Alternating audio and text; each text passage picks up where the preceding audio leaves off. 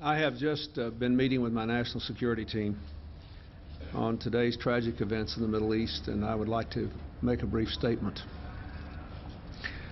First, as you know, an explosion claimed the lives of at least 4 sailors on one of our naval vessels, the USS Cole, this morning.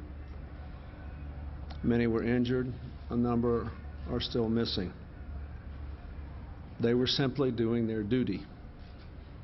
The ship was refueling in a port in Yemen while en route to the Persian Gulf.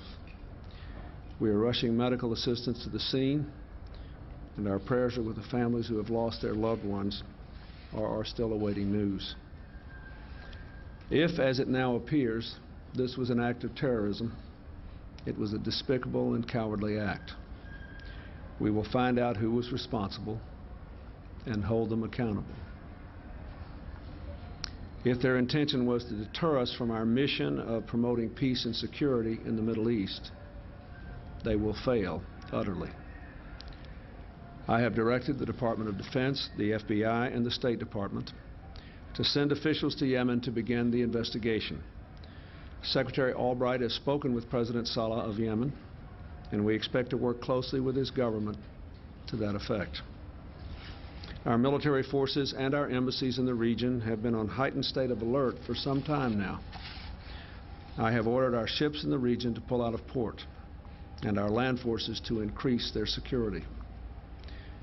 Tensions are extremely high today throughout the entire region, as all of you know. I strongly condemn the murder of Israeli soldiers in Ramallah today. While I understand the anguish Palestinians feel over the losses they have suffered, there can be no possible justification for mob violence. I call on both sides to undertake a ceasefire immediately, and immediately to condemn all acts of violence.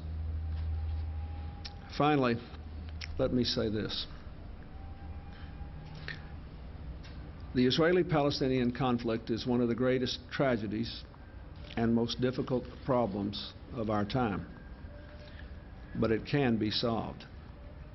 The progress of the last few years, progress that brought Israel to the hope of a final peace with true security, and Palestinians to the hope of a sovereign state recognized by the entire world, was not made through violence.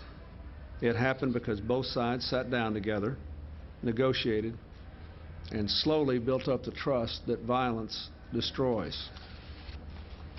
Now is the time to stop the bloodshed, to restore calm, to return to dialogue, and ultimately to the negotiating table. The alternative to the peace process is now no longer merely hypothetical. It is unfolding today before our very eyes. Now, I need to go back to work on this, and so I won't take questions right now, but the Department of Defense will offer a briefing today, and we'll be able to answer the questions that are relevant to today's events. Thank you.